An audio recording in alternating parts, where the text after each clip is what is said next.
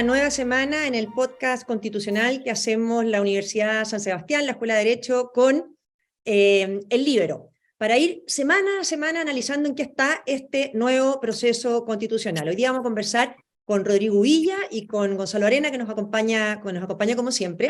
Y es importante esta semana porque uno siente que ya estamos entrando en el área chica del proceso constitucional, con lo que está pasando tanto en la comisión experta como con la cercanía de la próxima elección. Datos para ver lo que ocurre en la próxima elección. Esta comisión experta está integrada, ¿no es cierto?, por 24 miembros, por 24 miembros, y las decisiones se toman por 3/5, por 14 de ellos se aprueba una norma. El Consejo Constitucional se van a elegir 50 miembros y también por 3/5 se van a aprobar las normas, que iban a ser 30. O sea, 30 es el número clave de ese Consejo Constitucional. Yo le quiero preguntar a Rodrigo, que es experto, ¿no es cierto?, en políticas públicas, director del área también de políticas públicas, no de políticas públicas, de gestión pública, en libertad y desarrollo, y también, bueno, sociólogo y experto electoral. Un poco cómo se está viendo este proceso, cuáles son las motivaciones que tú crees que están llevando a la gente a votar. ¿Esta va a ser una elección contra el presidente Boric, contra el gobierno, contra el proceso, o están eligiendo constitucionales? ¿Cómo estás viendo tú el escenario electoral? Primero, yo creo que es importante, Marcela, describir el ambiente. Es curioso cómo una elección tan importante como esta, desde el punto de vista del pulso ciudadano, del sentir de la calle, pareciera que tiene poco atractivo o hay poca motivación. Medido con los estándares tradicionales, la cantidad de propaganda en la calle, la presencia en las radios, etc. Eso no quiere decir que no vaya a haber participación, ¿ya? Participación electoral relevante. Primero, yo creo que hay dos factores que están motivando a las personas que ya han definido que van a votar y que ya tienen en su cabeza, ¿no es cierto?, una opción electoral. El primero, el tema de la seguridad.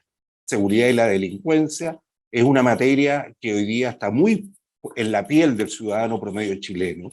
Y el segundo es el tema migraciones, que se asocia en algunos casos con el tema de la inseguridad y en otros casos, ¿no es cierto?, con variables distintas como la irregularidad del migratorio en nuestro país.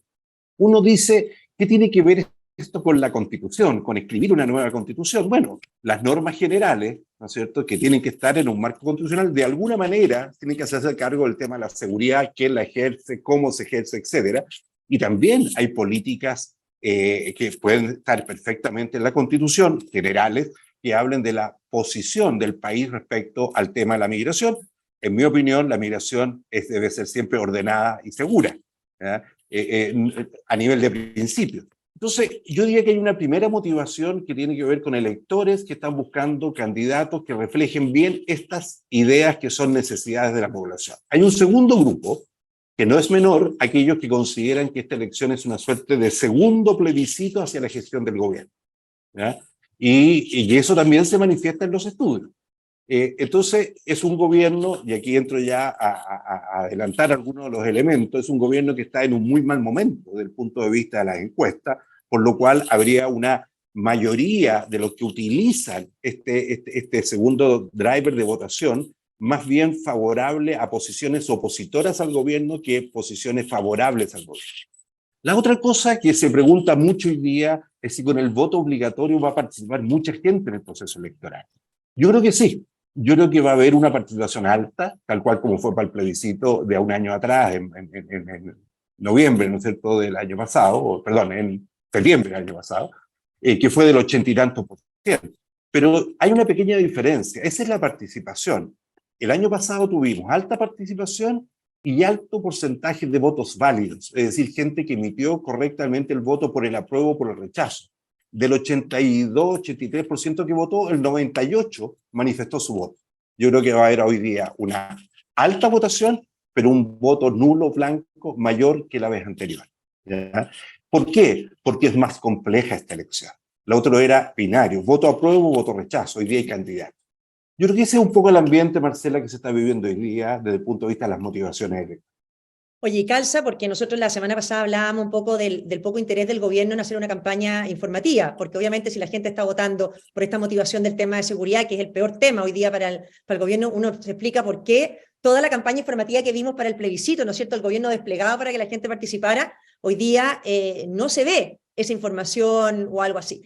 Yo le quería preguntar a Gonzalo, porque creo que también es importante para la gente que nos escucha, es que tú puedas explicar en qué está la comisión experta, porque hemos visto noticias estos días, ¿no es cierto?, en que, para que la gente entienda, se aprobó un texto en general en la comisión experta, pero se presentaron hoy día, o estos días en realidad, decenas de enmiendas que han vuelto a poner el conflicto. Muchas de ellas uno las lee y bastante parecidas a normas que fueron rechazadas ya en la convención. Quizás si puedes explicar un poco, antes de preguntarle a Rodrigo otra cosa en relación a la composición del próximo Consejo.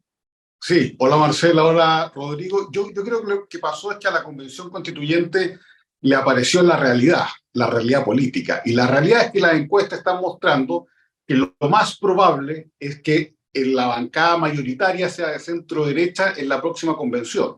Por lo tanto, no van a tener los 3/5 para poder cambiar normas, la izquierda o el Frente Amplio. Y por ende, la estrategia hoy día es no aprobar normas, porque si no se van a amarrar a un quórum que nunca van a poder alcanzar una vez que estén en el Consejo. Y por eso es muy factible que solamente se aprueben o que lleguen con un texto sobre algunos temas y en otros temas digan simplemente no llegamos a acuerdo, porque la pelea la van a dar después en el Consejo. O sea, es un tema exclusivamente de quórum. Hoy día la izquierda está viendo que puede ser minoría en la próxima convención, entre los 50 electos. Hay encuestas que incluso dicen que la centroderecha puede llegar cerca de 30 y la izquierda 20, y por lo tanto, ante ese escenario, todo lo que amarren en esta comisión de expertos va a quedar amarrado después para la convención. Así que yo creo que van a tratar de desarmar el naipe lo más posible y tratar de que no se consigan estos 3/5 porque después modificar lo que propone la convención de expertos requiere también 3/5, si no, no se modifica y queda la comisión de expertos. Ese es el gran problema que tienen o la gran amenaza que tienen. Bueno, eso es lo que uno siente estos días, ¿no es cierto? Como que los expertos oficialistas quisieran estar dejando amarradas ciertas cosas que ven que ya no van a poder ganar en el Consejo Constitucional. Porque como explica Gonzalo, se requieren 3/5 para aprobar una norma, o sea, 30, y para rechazar una, 2/3, o sea, 33 si no me equivoco. O sea, al final, como la diferencia de este proceso es que no hay hoja en blanco, se está enredando hoy día con las enmiendas. Ahora, llama mucho la atención, y en eso ha sido muy bien las voces que han levantado, vi el experto ahí, Teodoro Rivera, de Renovación Nacional, en el fondo diciendo, bueno, si habíamos llegado a ciertos acuerdos, hoy día, ¿por qué se presentan enmiendas para echar atrás esos acuerdos? Rodrigo, ¿cómo ves tú la integración? Tú hablaste antes de la participación y de las motivaciones del voto. Gonzalo decía que hay encuestas o antecedentes que podríamos, tan optimistas como estar llegando a 30 consejeros. Yo sé que no te puedes adelantar de proyecciones de ese nivel, pero ¿cómo está pasando? ¿Qué está pasando con el comportamiento electoral? Porque también hay mucha preocupación al ir en distintas listas, ¿no es cierto? Está la lista de Chile Seguro, que es Chile Vamos, está la lista de los republicanos, está la lista de París y el Partido de la Gente. ¿Cómo está eso afectando el escenario electoral de los, por así decirlo, de las fuerzas del rechazo? A ver, yo no me atrevo a dar una predicción tan concreta y específica como las cifras que dice Gonzalo, porque todavía tenemos un 50% que dice que no va a votar o va a votar nulo o blanco, y ese 50% puede cargar en un sentido o en otro. Son 16 elecciones en forma simultánea, porque se elige de acuerdo a cómo se eligen los senadores. Es decir, la región de Aysén tiene una elección que es distinta a la región de los Lagos o de Magallanes. Entonces, de repente, que un 1% de la región de Aysén tome la decisión de no votar blanco, sino que votar por un candidato, te puede alterar finalmente el resultado final. Dicho eso, yo creo que el gran perdedor, sin todavía entrar a los quórum, el gran perdedor va a ser el oficialismo. Y el oficialismo va a ser perdedor por dos razones. El primero, porque la centroizquierda, que históricamente, o el socialismo democrático, estaba representado por 4 partidos, Partido Demócrata Cristiano, Socialismo, PPD y Radical, por decisión voluntaria del Partido Socialista de decidirse con la izquierda, es decir, aliarse con el Partido Comunista y el Frente Amplio. Esa decisión, en mi primer diagnóstico, que va a hacer que la representación del socialismo democrático fuera del partido de este bloque más de izquierda va a tener una representación realmente escasa. Yo creo que van a haber algunos líderes que además son de perfil muy antiguo, gente que tuvo rol, ¿no es cierto?, en los gobiernos Bachelet 1, incluso Bachelet 1, que podrían ser electos, pero yo creo que no van a ser más de un par, ¿ya? Entonces desaparece, si uno usa como este barómetro, ¿no? Esto como un barómetro, esta elección como un barómetro, desaparece esa centroizquierda que no está aliada con el Partido Comunista, o llega a la mínima expresión. Por otro lado, tenemos una alianza que es espuria, que se produce una semana antes de la inscripción de candidato el Partido Socialista, que se va con él. La pregunta es si el socialismo le va a convenir finalmente esa alianza, y eso es lo que hay que leer ese día en la noche. Yo creo que no. Yo creo que el Partido Comunista con el Frente Amplio van a sacar más consejeros que el Partido Socialista. Entonces, la reflexión política de la izquierda, específicamente el Partido Socialista, ¿qué negocio hizo con irse asociado con la extrema izquierda? Y esos dos bloques, ¿no es cierto?, que hoy día son oficialistas, apoyan al gobierno, yo creo que van a tener una representación minoritaria. Por lo cual es lógico, el análisis que ustedes hacían de las votaciones o cómo están de alguna manera actuando esta semana, tiene sentido, pero algo que ellos saben que viene, que les va a ir mal en la elección. Ahora, eso, miremoslo al otro lado, ¿ya? Y en el otro lado yo creo que por la ausencia de este centro progresista, ¿no es cierto?, o centro izquierda, la ausencia de candidatos ha hecho que, y voy aquí a adelantar algo, ha hecho que Chile Vamos crezca hacia el centro y va a recoger parte de los votos, ¿no es cierto?, del rechazo en varias de sus candidaturas. Por ejemplo, el candidato consejero Rabinete en la metropolitana va a recibir, ya el expresidente Lago le dio su apoyo, ¿me entiendo? Y esos son votos que quedan en Chile Vamos. Entonces yo creo que va a haber una expansión de la derecha, representada por republicanos, y Chile Vamos, una expansión dentro de la presencia en el futuro consejo de personas que van a escribir la Constitución.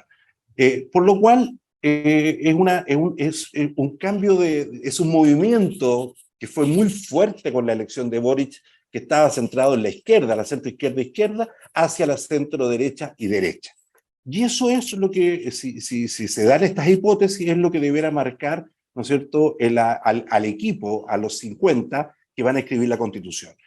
Con esto termino, Marcela, yo sé que el tiempo está en contra nuestro. No, Yo hasta hace unas 10 días atrás yo pensaba que se iba a elegir un consejero en la lista indígena, porque ustedes saben que hay un padrón especial y un número importante de chilenos y chilenas tienen la opción de votar por los dos padrones. Como se ha ido dando la cosa, veo difícil, no imposible, difícil que se elija un consejero número 51, porque no es menor. Si se elige el consejero 51 y el quórum no es 30, 31, y no es 33, sino 34. ¿Ya? Pero lo que para mí era una percepción, hasta hace 2 semanas o 3 semanas atrás, como están las cosas, no sé si van a alcanzar el número de 2.5% del total de los que votan, que es el requisito para elegir un consejero de la lista indígena. ¿Me entienden? Entonces, todavía está todo por verse, son muchas las variables, y uno que se elija ahí te modifica inmediatamente el quórum de 3/5 o 2/3.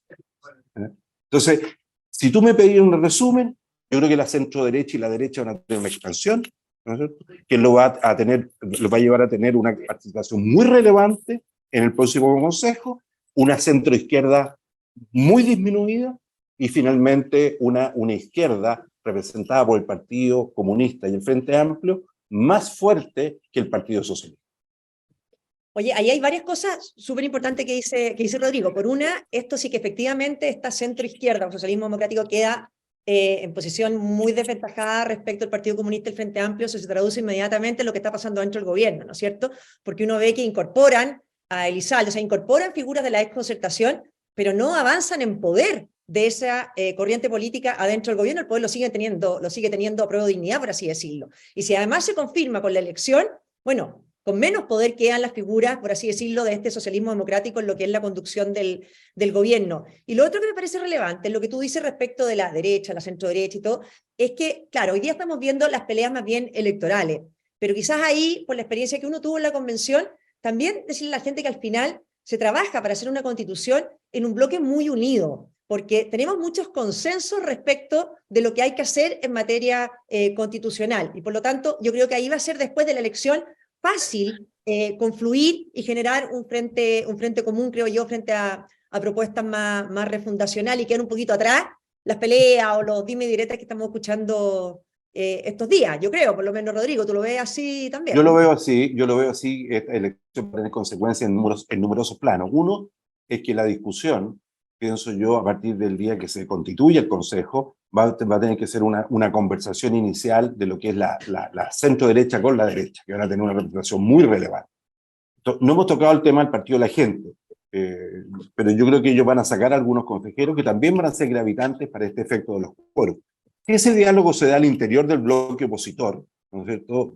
Ponerse de acuerdo en cuanto a cuáles son los elementos básicos que deben estar en la nueva Constitución. Claramente van a tener una capacidad de negociación muy relevante respecto al otro bloque oficialista. Pero ahí no solo está eso, Marcelo, sino que también está la complejidad que tiene que el bloque oficialista va a estar más representado por el Partido Comunista y el Frente Amplio que el socialismo, que ha resultado ser mucho más dialogante. Por eso ponen a Elizalde, ¿no es cierto?, en el gobierno. Y entonces la segunda pregunta, si la centro derecha y derecha se ponen de acuerdo sobre los principios generales que deben quedar en la Constitución, es cuál va a ser el rol del Partido Comunista. Y el Partido Comunista ya demostró con las leyes de seguridad que se aprobaron hace 2 semanas, que le muestra los dientes al gobierno. Es decir, por mucho que sea un elemento esencial, tiene ministros emblemáticos, ¿no es cierto?, cuando se trata de votar, vota de manera distinta. Entonces, segunda lectura es la tensión que se produce o se va a producir en este escenario entre el Partido Comunista y el oficialismo o el gobierno del presidente Boric. Tercero, hay un tercer elemento, y con esto termino, es que si se produce este vacío en la centroizquierda, hay un grupo que está mirando desde afuera, que no participa en esto, que son los amarillos, que se les abre una oportunidad electoral pensando en la siguiente elección, que son las parlamentarias y las municipales, de dimensiones infinitas. Porque mi tesis es que hoy día Chile Vamos está recogiendo parte de ese electorado que votó por el rechazo, ¿cierto? Y que alcanzó el 62%, porque no hay candidatos amarillos, el partido amarillo no está constituido, pero sí va a estar en una elección más. Entonces, el desafío que tiene Amarillos es cómo plasma su posicionamiento político en una posición contraria al oficialismo, porque así fue Amarillos para el rechazo, fue contrario al gobierno. Entonces, creo que esta elección va a ser, no solo porque se está escribiendo una nueva constitución, sino que va a ser un muy interesante ejercicio electoral, ideológico electoral, porque va a condicionar los procesos electorales futuros. Oye, Gonzalo, para ir redondeando te quiero hacer 2 preguntas. Una que es de opinión y otra que es casi como de adivino en realidad. Una, tú has seguido la comisión experta, ¿y qué te parece a ti? Porque a mí me molesta un poco esto de cuando dicen que hay ciertos temas que votarían después del 7 de mayo para no contaminar, por así decir, la elección, cuando la verdad que debiera ser al revés. Uno quiere saber lo que piensan, no se transparenten las cosas antes. Eso por una parte. Y otro, de lo que está hablando Rodrigo, el Partido de la Gente, porque tú has seguido, porque de hecho lo hemos comentado muchas veces en las encuestas, ¿no es cierto?, de París y del Partido de la Gente. ¿Qué piensa el Partido de la Gente? ¿Qué piensan los consejeros que llegarían al Consejo Constitucional? Porque una cosa es lo que piensa París y frente a un montón de cosas, y otra es el Partido de la Gente, que nadie tiene muy claro cuáles son sus posturas. Sí, sobre la comisión de expertos, yo creo que la comisión de expertos se acabó ya. En el sentido de que lo que pensábamos que hace una comisión de expertos, una conversación sin pasiones políticas, sin agendas ideológicas, sino que buscando una constitución que reflejara ciertos consensos técnicos. Y nos vamos a dar cuenta, y ya nos dimos cuenta con las más de 900 indicaciones, que los consensos no existen. Y antes de llegar a cosas técnicas, los consensos ideológicos son importantes. Por lo tanto, de aquí en adelante, la Convención Constituyente se va a mover en el vaivén de la política, de cómo ven que va a quedar conformado el próximo Consejo Constitucional, de si hay votaciones que pueden perjudicar a los candidatos de un sector o favorecer a los de otro sector. Y una vez que se produzca la elección, sin duda que va a estar todo el tema de como los cálculos que vimos al principio, de qué pasa si apruebo aquí y después me cambian el quórum, ¿no es cierto?, en la convención, porque al final los que votan son los otros, no nosotros, vamos a tener solo derecho a voz. Por lo tanto, hoy día se acabó la convención de expertos y es una convención prepolítica prácticamente, o de teloneros de la batalla política que se va a dar después de la elección de convencionales. Así que yo creo que va a ocurrir eso, va a estar mucho más politizado. Y lo otro, el Partido de la Gente, por las encuestas que uno ha visto, le están dando un margen como de 2 o 3 posibles consejeros. Yo creo que puede tener más, porque yo creo que en el fondo lo de París es un voto de rechazo, un voto como de protesta más que de unión en algún proyecto común.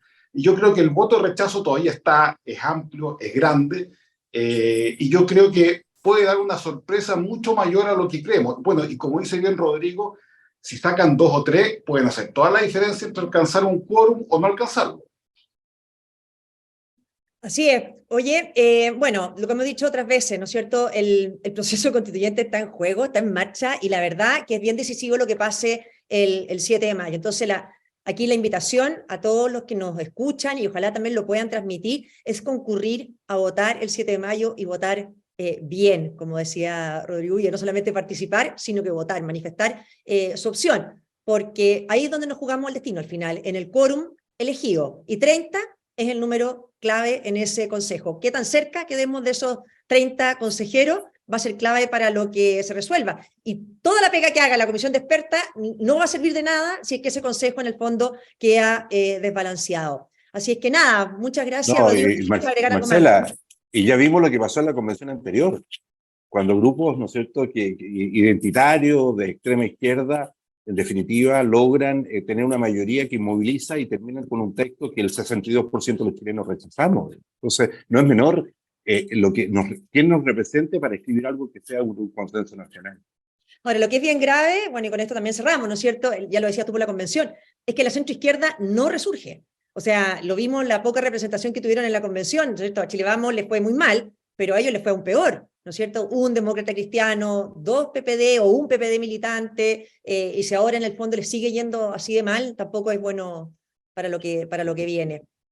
Nada, bueno, muchas gracias Rodrigo, muchas gracias Gonzalo, y gracias a todos los que nos han escuchado en este podcast de la Facultad de Derecho de la Universidad San Sebastián y del Líbero. Gracias.